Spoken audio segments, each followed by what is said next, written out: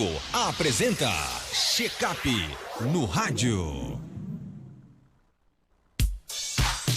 Check-up no rádio, hoje com o médico otorrino Dr. Marcos Galvão. Seja bem-vindo aqui ao nosso Panorama 95. Dr. Marcos, bom dia. Bom dia, Marcos. Bom dia, Geraldinho. Bom dia a todo mundo que está ouvindo. É o melhor jogador de futebol de botão que eu conheço na atualidade. Rapaz, viu? Ultimamente, as poucas vezes que eu joguei, eu só levei peia. Yeah. Daniel lá de Serra Negra que eu digo. Daniel é o craque. Pensa numa goleada grande. Daniel é o Messi. Então. Marcos... Vamos aqui, já tem algumas perguntas aqui chegando no nosso WhatsApp, né? O ouvinte quer saber o seguinte, como tratar em crianças, né, bolinhas brancas que surgem na garganta. O que é essas bolinhas brancas? Olha, geralmente essas bolinhas que surgem na garganta são sinais de que a garganta está irritada, né? Ou inflamada por algum motivo. Essa época do ano é uma coisa muito comum, né? Muita gente procurando consultório, reclamando de infecções na garganta, inflamações. E quando a gente olha, a gente encontra as bolinhas. Geralmente elas são sinais de faringite, né? Da irritação da garganta, muito comum essa época do ano pelo clima seco. Então, na verdade, o que a gente tem que fazer é tratar essa faringite. A primeira coisa é a hidratação, né? Tá sempre tomando bastante água, lavando o nariz com soro, usando umidificadores ou pelo menos toalhas molhadas no quarto, principalmente para quem usa ar-condicionado, para manter o ambiente mais úmido. Quando só essas medidas simples não resolvem, aí chega a hora de uma avaliação médica e a gente pensar aí numa intervenção com medicação. Mas não é nada grave, não? Nada de, aparentemente, né? Porque dizer isso assim, sem ver é difícil, mas via de regra não. Eu pergunto isso porque é a segunda pergunta que surge aqui, inclusive, sobre esse tema. Doutor, eu vi a pergunta aí sobre a bolinha na garganta. A minha filha tem essas bolinhas, ela tem 12 anos de idade, está fazendo o tratamento da garganta, mas não tem jeito, ela hoje amanheceu com crise de garganta. E aí agora eu lembrei de outro detalhe, né? Essa bolinha branca, que geralmente tem outra bolinha branca, vamos dizer assim, que pode ser nas amígdalas, nas laterais da garganta, que pode ser o cásium. Né? Casos são sujeirinhas, por exemplo, que vão ficando dentro da boca, restos de comida, células mortas, bactérias e vírus mortos, que vão ficando nas criptas amidalianas, naqueles buraquinhos que a gente tem na amígdala, e formam uma massinha branca dentro da amígdala, que muitas vezes é bem mal cheirosa, inclusive é a principal causa de mau hálito. E às vezes o organismo fabrica uma película, uma pelezinha muito fina por cima dessa massinha, e essa massa, esse cásium, fica retido dentro da amígdala, que é o que a gente chama de cisto de retenção caseoso. E realmente é uma situação em que ele demora muito a desaparecer, mas não é uma doença grave, nada de assustar. Porém, algumas vezes pode fazer a amígdala inflamar, e o paciente reclamar de dor, de mau cheiro na garganta e às vezes até um pouquinho de febre. Então, assim, se você está vendo essa situação na garganta e está vendo que está demorando a melhorar, seria muito bom levar ao médico para a gente examinar, dar uma olhada e ver realmente do que se trata. Se uma faringite, se um cásium na amígdala ou se até outro problema que possa aparecer na garganta. O ouvinte pergunta aqui se existe tratamento para adenoide. Existe, né? Na verdade, assim, inclusive é uma coisa que eu tô até surpreendido com a quantidade de crianças que a gente tem atendido nos últimos meses, né? O quadro típico da adenoide é uma obstrução nasal importante com ronco, respiração oral, sinusite de repetição, sensação de ouvido tampado. A gente tem atendido muita criança nesses últimos dias, nesses últimos meses, com hipertrofia adenoidiana. E aí o tratamento da adenoide tem dois caminhos. O tratamento medicamentoso, que é muito semelhante ao tratamento com rinite, é o uso de corticoide em spray nasal por um período de tempo um pouquinho mais longo. Eu costumo fazer 90 dias de tratamento e reavaliar. E dependendo da situação, a cirurgia, né, que é um tratamento que pode ser feito, que é feito muitas vezes, quando não há uma resposta ao tratamento com medicação ou quando a adenoide é muito grande está causando um grande impacto no paciente e a gente tem que lançar a mão da cirurgia para poder resolver. Agora a criança já nasce com essa crise de adenoide? Não. Geralmente a criança começa, o crescimento da adenoide, ela tem um pico entre os 2 e os 7 anos de idade. Então geralmente é nessa faixa etária que o problema começa a aparecer. E para deixar mais claro, a adenoide é uma estrutura que fica por trás do nariz, né? Tem muita gente que confunde ela com os cartuchos que ficam dentro do nariz. Ela fica por trás. Então não é possível a gente olhar a criança, por exemplo, e ver a adenoide. A gente precisa de exames, ou de uma endoscopia nasal ou de uma radiografia para poder ter esse diagnóstico. Outra pergunta, doutor Marcos, tem uma mãe todos os dias com o nariz e a garganta inflamada por causa do ar-condicionado. Isso é um problema terrível, né? Isso, exatamente. E essa época do ano, entre agosto e dezembro, nós que vivemos aqui na região do Seridó, sofremos muito com isso. Porque nossa umidade relativa do ar naturalmente já cai. E como aqui é muito quente, a gente costuma usar muito ventilador e ar-condicionado. É o ditadozinho, né? Além da queda, o coice. Então é onde a gente tem que ter muito cuidado. Soro no nariz, muita água e para conseguir balancear essa questão da umidade, tentar usar o umidificador ou a toalha molhada dentro do quarto à noite para dormir. Agora me diga uma coisa, me responda uma coisa. Por exemplo, você pode usar o ar-condicionado a noite toda sem trazer qualquer dano para sua garganta, por exemplo? E essa questão do umidificador, da bacia com água, isso é uma garantia de que ela vai amenizar o impacto? Isso. Na verdade, assim, ela vai amenizar o impacto, ela não vai sanar a situação de forma definitiva, né? Nosso organismo, para ele trabalhar, nossa via respiratória, para ela trabalhar bem, ela precisa de uma umidade relativa do ar em torno de 85%. Seriam as condições ideais. Recentemente eu confesso que eu não tenho visto isso, mas eu lembro que naquela seca terrível que a gente atravessou recentemente, teve dias aqui em Caicó da umidade relativa do ar chegar a 15%. Então, de 15 a 85 é uma diferença gigantesca. Não tem garganta que aguente uma situação dessa. O uso do ar-condicionado, o que é que eu gosto de recomendar aos meus pacientes? Colocar numa temperatura agradável, porque o frio por si só já é um agressor para a mucosa respiratória. Então, bota numa temperatura que dê para dormir sem calor, mas sem estar sentindo frio demais. E está sempre lançando mão da questão do umidificador, das toalhas molhadas, para tentar minimizar esse efeito. Passar ileso, totalmente, a gente não acredita, mas dá para usar de forma comedida.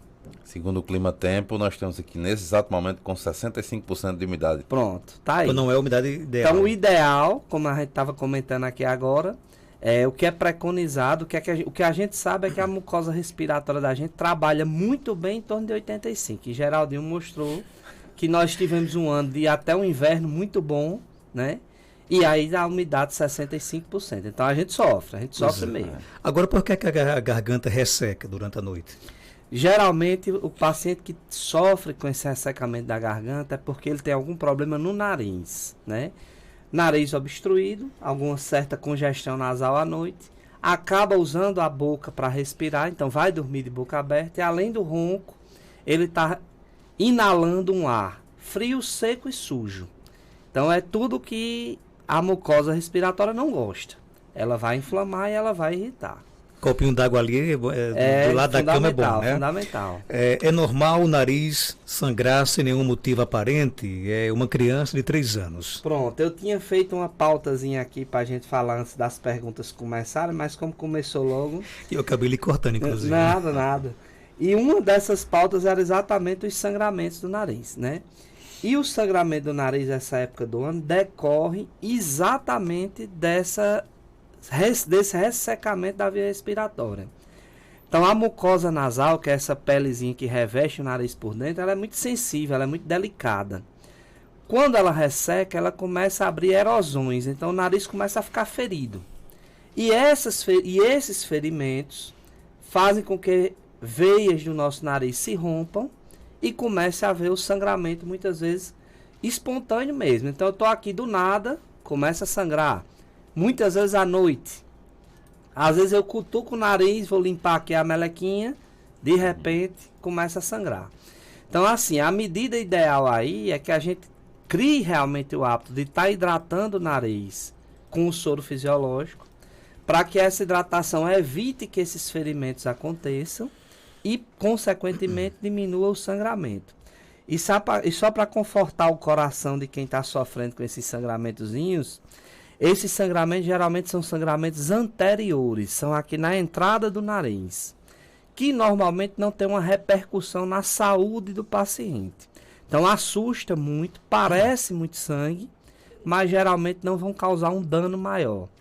E na maioria das vezes é um sangramento que para sozinho, né? O organismo age, a cascata de coagulação é desencadeada e ele para. Mas existe uma medida que a gente pode fazer, que é a compressão do nariz. Então o nariz está sangrando, eu sento, coloco a cabeça um pouquinho para frente. Muita gente tem a iniciativa, o instinto de levantar a cabeça. E na verdade o que vai acontecer é que o sangue vai parar de descer pelo nariz e vai cair para a garganta. E você vai engolir.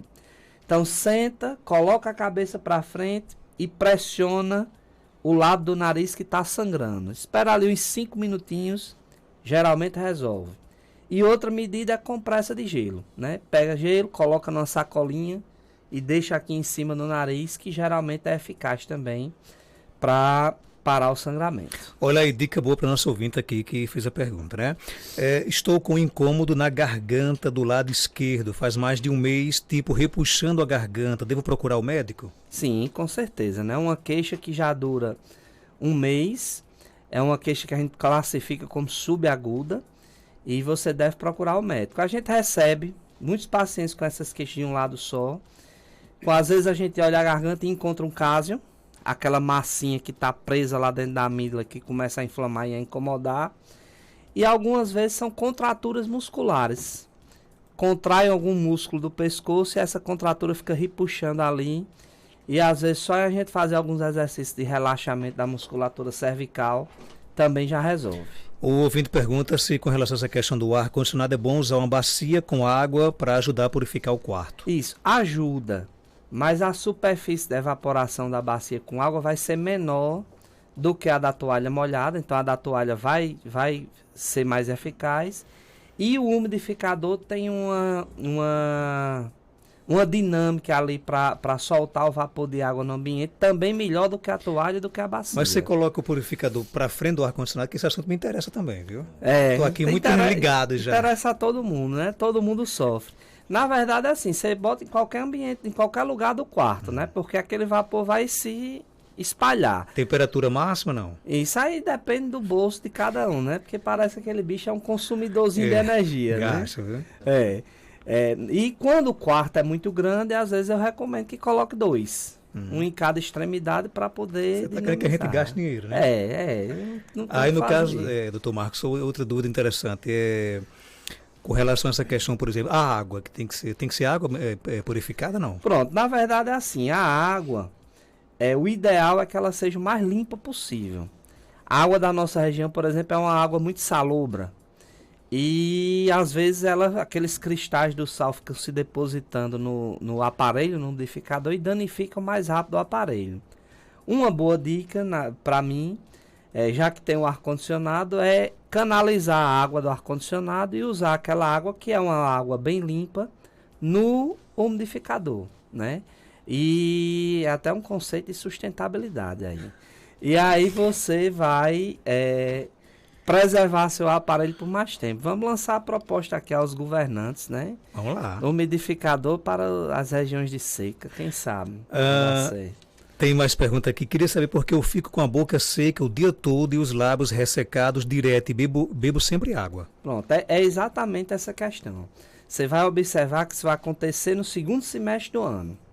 No primeiro semestre do ano, salvo aqueles anos em que não tem inverno, mas quando tem inverno, que a umidade do ar é restabelecida, a gente fica muito mais confortável e muito mais tranquilo com isso.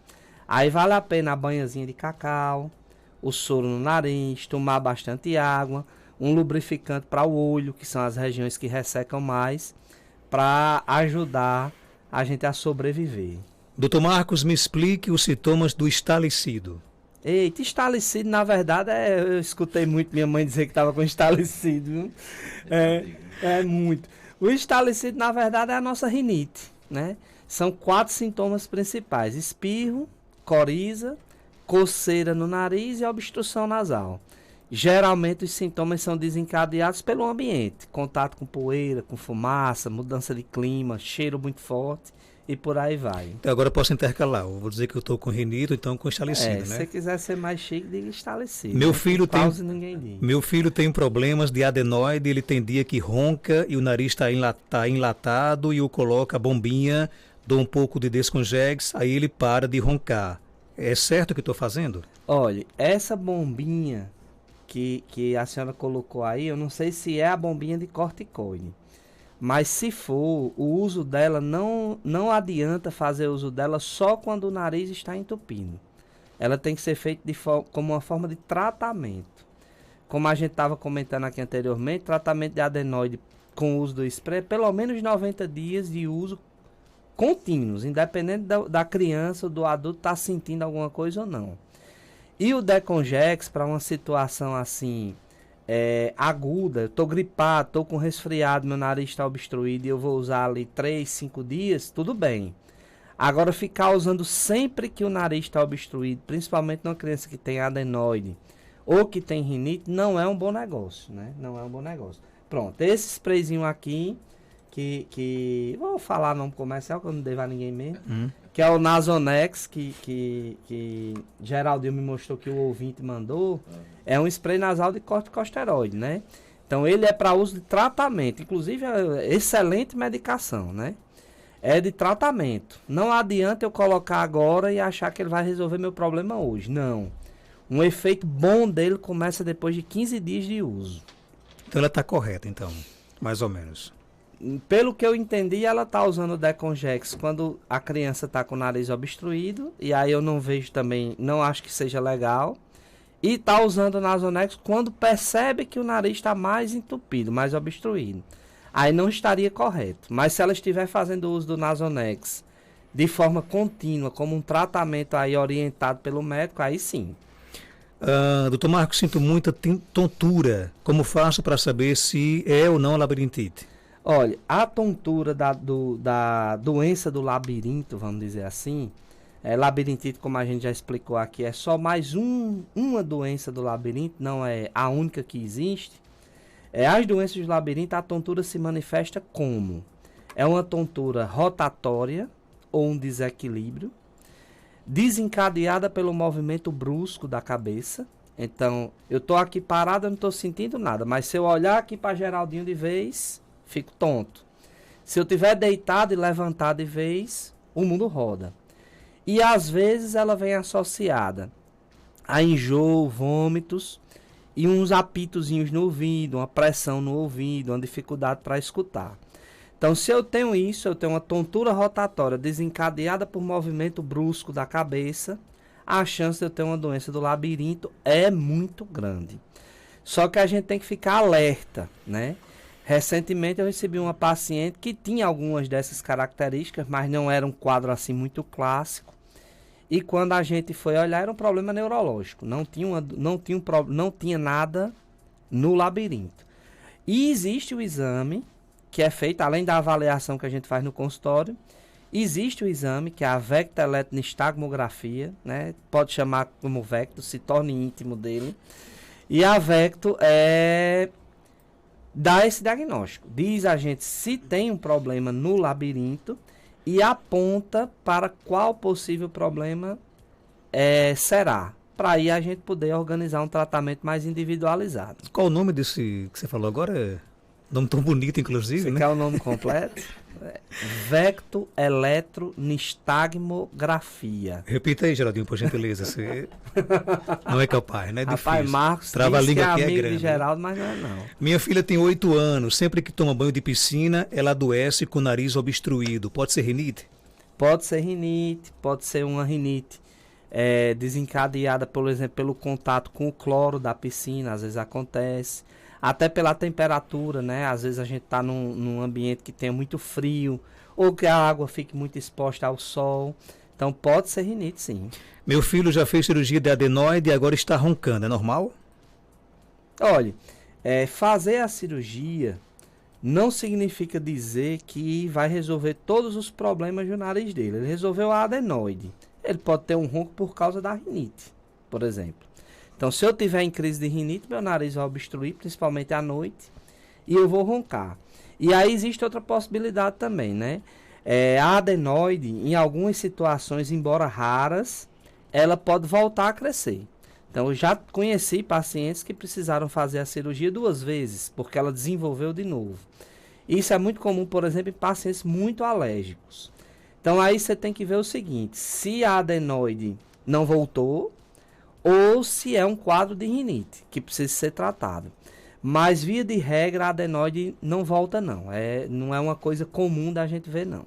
Outra pergunta, estando com crise de rinite, posso tomar a vacina da Covid? Se tiver com crise de rinite, o paciente não está com corpo mole, não está com dor de cabeça, não está com febre, nada, até onde eu sei não existe uma contraindicação. O que é que a Sociedade Brasileira de Imunologia recomenda?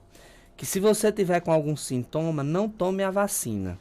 Porque se houver algum agravamento, a gente não vai saber se é uma reação da vacina ou se é uma piora dos sintomas que você já tinha.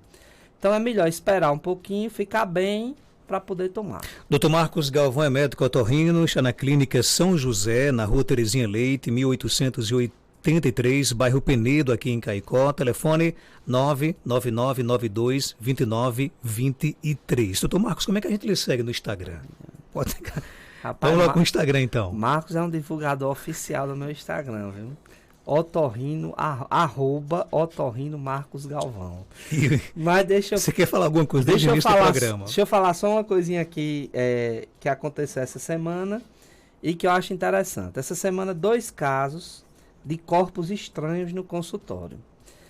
Um foi uma criança que colocou uma miçanguinha de pulseira no nariz e o outro foi outra criança, um pouquinho maior, que chegou com um inseto dentro do ouvido. Ele estava dormindo e o inseto foi lá e entrou.